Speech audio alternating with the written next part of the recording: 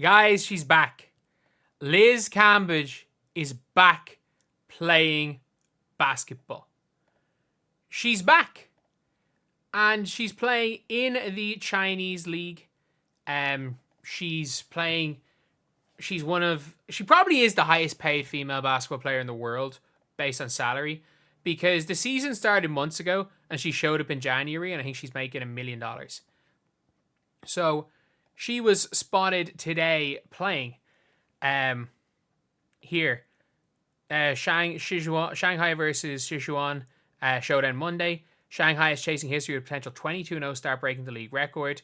Obviously, they've got it's like the main thing is that like Sichuan have been really good. Like Hanzhou, and this basically they had no import players, and they were like really really good in the league. They've been doing really well all year, and then all of a sudden they have now added Liz Cambage. She will play Monday, so she is out here playing. She's out here hooping. Is that her? Is that her shooting the three ball? That's definitely not her. But she's officially playing. Liz Cambage has been practicing with Shanghai and is expected to debut.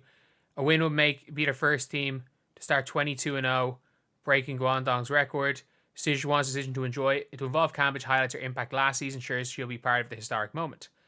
But the reality is like she's playing against Camila Cardoso, so she's not going to have it easy. And I don't like. This will be an interesting one to see, and like this is going to be a test to see is like, is Liz Cambage still like WNBA all-star level? Like, this is how good Liz Cambage was at basketball. She was taken number 2 in a draft with Maya Moore. There were people talking at her best. They were wondering if she just had her shit together and played hard her whole career, could she have been better than Maya Moore? That was a question. She holds the record, which has now been tied by AJ Wilson for most points in a WNBA game. And if we're talking about enforcer, I mean, she can be an enforcer. A lot of people wanted the WNBA or the Fever to try bring her back in to be Caitlin Clark's enforcer. And I'm going to be honest, I said it at the time and I'll say it again. I think there was more of a chance of Liz Cambage punching Caitlin Clark on her own team than there was of Liz Cambage being like an effective enforcer and hitting people on the other team. I think there was more of a chance of her starting to brawl at practice with the Fever than there was about her doing anything positive when it came to the Indiana Fever season. So I think that's something that people need to think about. But this is a really big game because Cardoso's as big as her. Like, Liz Cambage is she's so talented. And also, I've never heard someone refer to Brazil as down under. Like, obviously Liz Cambage is Australian, but I've never seen somebody refer to that. And like, the fact she is still the highest paid women's basketball player in the world is crazy. Because like, Liz Cambage is like, she allegedly, and by allegedly I mean there were 24 players on both teams, and 23 of the 24 players said this happened, but she still denies it. So it's 23 people said versus she said that she racially abused the Nigeria team. Like, she is like, whatever people, and they put her, by the way, the last time she played in the WNBA, they put her on the same team as Kennedy Carter. Like, they actually put her on the same team as Kennedy Carter. But the mad thing is where it's like, to be fair, she is making bank. She is making absolute bank. Obviously, through the old OF. She decided to retire from the WNBA and started that. She retired for she just walked out of her team for personal reasons.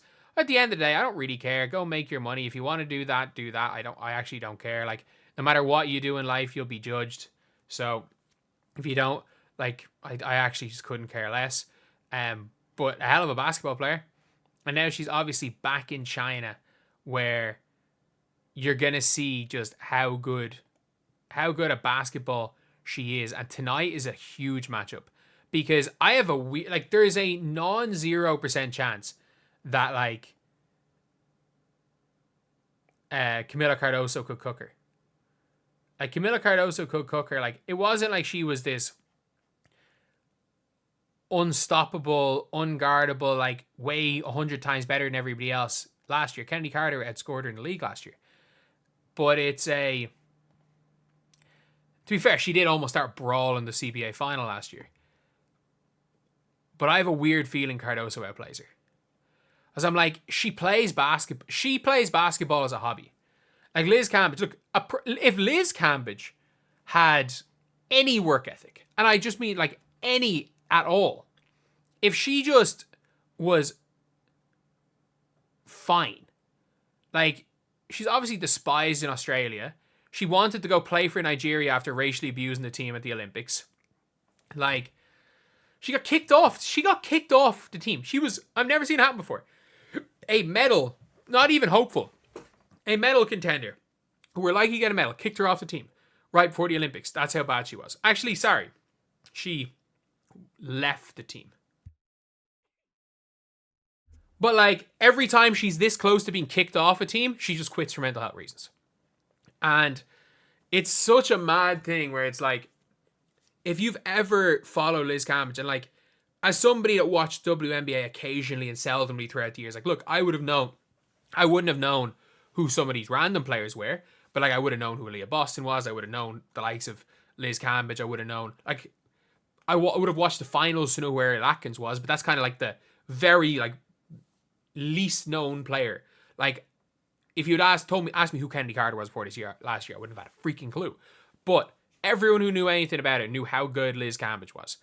Like, at her best, she was ridiculous. Like, if we're talking about potential to be the greatest of all time, Liz Cambage could have been the greatest women's basketball player of all time. And I think that's not a crazy statement to make. She could have been the greatest of all time. And I've never seen somebody go, like, get in their own way as much in professional sports. At the same time, like, if you asked her, she probably said it worked out. She made a hell of a lot more money on OF. But it is crazy because prime for prime, like Liz Cambage, she win any MVPs, but like prime for prime, she's as good as anybody. Like, when she was focused, the problem was, I don't even know if she was ever really focused even for a full season. Like, was the women's CBA champion this year. She's a 4-time WNBA All-Star, and she was a scoring leader in 2018. But like, she could have been the greatest. She genuinely could have been the greatest.